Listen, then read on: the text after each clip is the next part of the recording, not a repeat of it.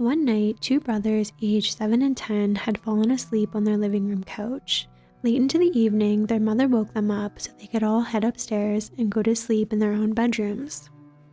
Up the stairs and to the right was the parents' bedroom, but on this night, as it had been for the past couple of weeks, it was just the three of them in the house because the dad was out of town for work. Up the stairs to the left, a hallway led to the older brother's bedroom, followed by the younger brother's bedroom at the end of the hallway. Across from the younger brother's bedroom was also the bathroom.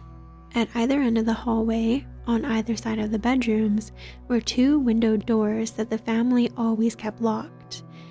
One door led to a balcony overlooking the front of the house, while the other led to the back porch. As the brothers say goodnight to one another and are about to go to their respective bedrooms, the older says to the younger, "Actually, I'm gonna go to the bathroom before I go to bed. I've been too scared to walk to the bathroom the past couple of nights because I keep seeing a man wearing stripes at the end of the hallway." The boy's mom either hadn't heard this terrifying comment from her son, or she simply thought that he was making stuff up to scare his little brother. Either way, she went to bed and didn't say anything. The younger brother wasn't really sure who or what this man in stripes was, but he was terrified nonetheless of a ghost or a possible stranger lurking around their house at nighttime. Over a decade later, the younger brother and his mom were reminiscing about their old family dog, Max, particularly Max's tendency to destroy their shoes. As they're talking, the mother brings up another memory of Max's unruly behavior that really takes her son by surprise.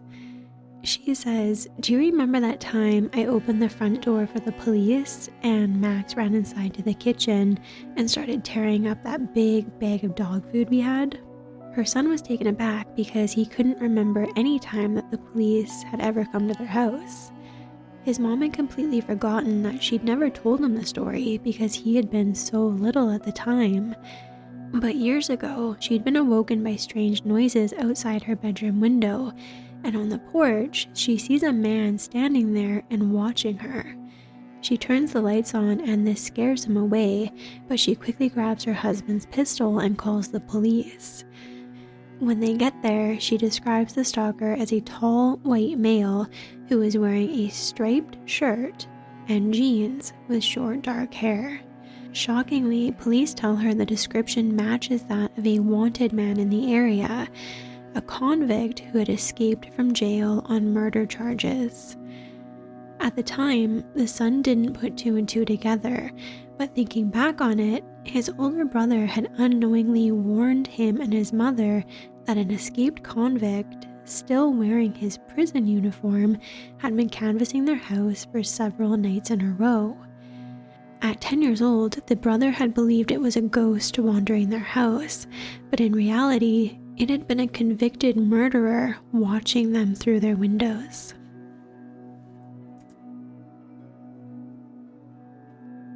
Two university students had a group project due for one of their classes the following morning. One of the students lived on campus while their partner lived at home with their parents. The house was located in the mountains, secluded amongst wilderness outside the city, and they decided to work on their project here rather than at school. The drive to the house was roughly 6 miles along a very narrow 2-lane road, secluded in the foothills, and the one student arrived around 6 o'clock p.m. After they finished their project, they hung out for a few hours well into the evening. It was roughly 11 o'clock p.m. when they called it a night, and the one student got back into their car to head back to their campus apartment for the night. Earlier in the evening, the drive had been much easier, but at this hour, the drive was not only difficult, but incredibly creepy. It was pitch black with no street lamps. There were no other cars, the road was unkempt and riddled with potholes, and to top it off, there was no cell service out here in the foothills. The student was well aware that if they did hit a pothole in the dark and blew out a tire, they would be in big trouble. Not only had they used their spare tire weeks prior, but there was no calling for help out here. And walking back to town or back to their friend's house along this dark and deserted road was not for the faint of heart. The student was roughly halfway back to town with about another 3 miles to go. It was here, after they slowly rounded a sharp corner, that they see a vehicle up ahead. It's a pickup truck with a camper shell on the back, and oddly, this truck is parked diagonally across the road, completely blocking it in both directions. There's no way for the student to drive around the truck because there's deep gullies on both sides, so they are faced with only 2 options. 1, they can reverse their car and go back the way they came, or 2, they can get out, approach the truck that's blocking the road, and see what's going on. The student turns their high beams on to get a better look at the situation, and it was then that they could see the driver of the truck. He was in the driver's seat, slouched over the steering wheel with his head resting on it. It looked as though he were sleeping, or more likely, he had been in an accident and was knocked unconscious. But the positioning of his truck and the way it perfectly blocked the road seemed a little bit too staged, almost as if this was a setup and the driver was just waiting for an unsuspecting person to approach them so they could rob them or worse. Having heard of scenarios like this before, the student listened to their gut and put their car in reverse. They remembered that they'd passed a pull-off a short ways back where they could turn their car around, and they were simply going to head back to their friend's house and not take any chances. As they neared the pull-off, they looked forward once again to the pickup truck, and they can now see that the driver is no longer slouched over at the wheel. Instead, he is now out of the vehicle, on the road, and quickly walking towards the student's car. To add to the horror of the situation, the camper shell door opens and several more men get out of the truck and also start walking towards their car.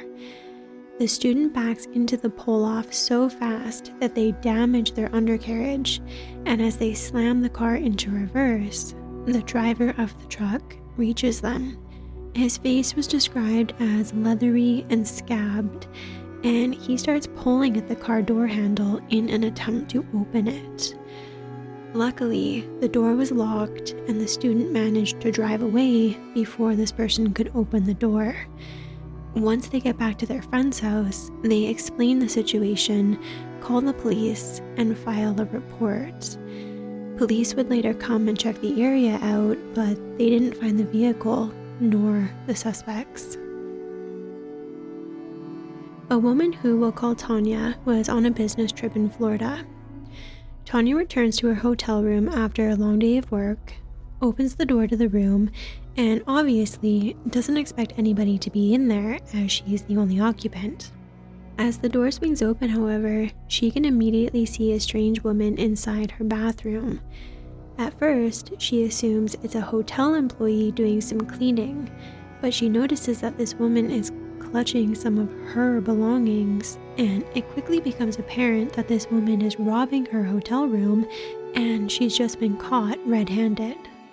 Not knowing what to say, Tanya asks her, "What are you doing with my stuff?"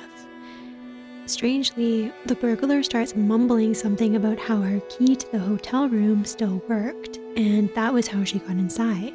The burglar was clearly frustrated that she'd been caught mid-robbery, but she dropped the items that didn't belong to her, picked up her purse along with a white plastic bag, and made her way to the front door.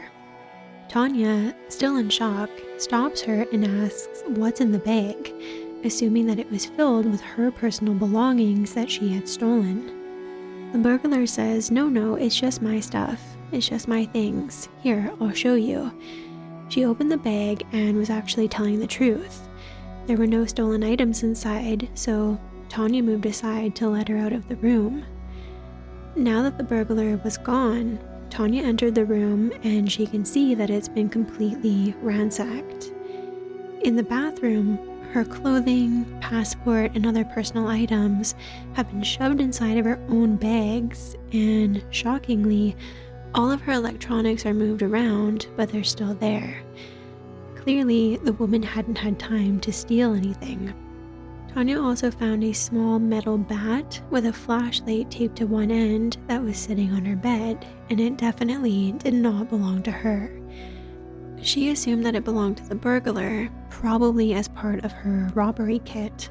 She also found a necklace that didn't belong to her either, and assumed that it had fallen off when the woman broke in.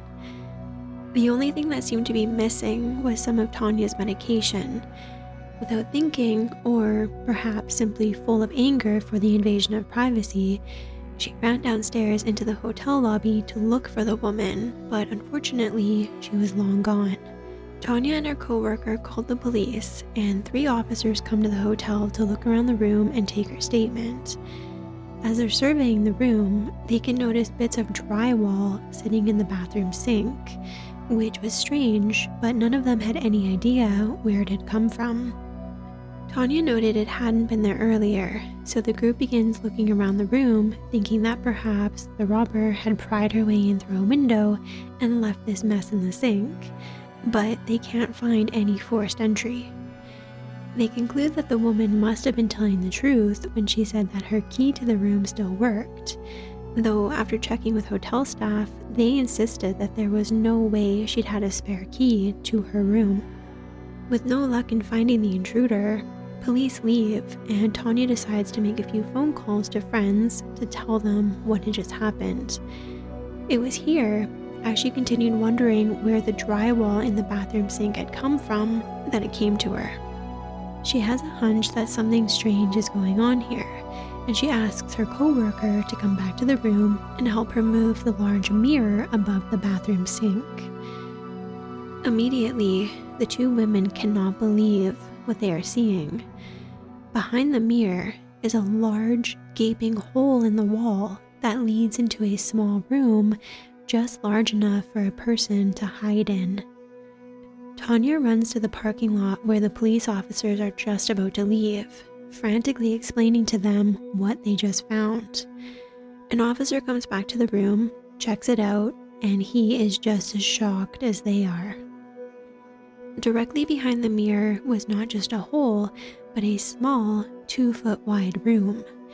And it was clear that the burglar had been living inside of this room for quite some time. There were pillows, blankets, cigarettes, clothing, and even a toothbrush. It turned out that this room was actually a 2-foot wide crawl space in between each room in the hotel. The holes in the bathroom walls were from renovations years prior, and they had never been properly patched up. They had simply covered the holes with mirrors, giving somebody the perfect place to hide if they ever discovered it. Even worse, each hotel room along this crawl space was accessible through these holes, so the person living in this space had had access to every single room. Tanya recalled that on a previous stay, while in a different room completely, she could smell cigarette smoke in her bathroom. At the time, she assumed it was just from a neighbor's room and the smell was simply traveling through the vents. It was horrifying to realize that the smell was actually coming in from the other side of her mirror, and that this person had had access to her and her room during her entire stay.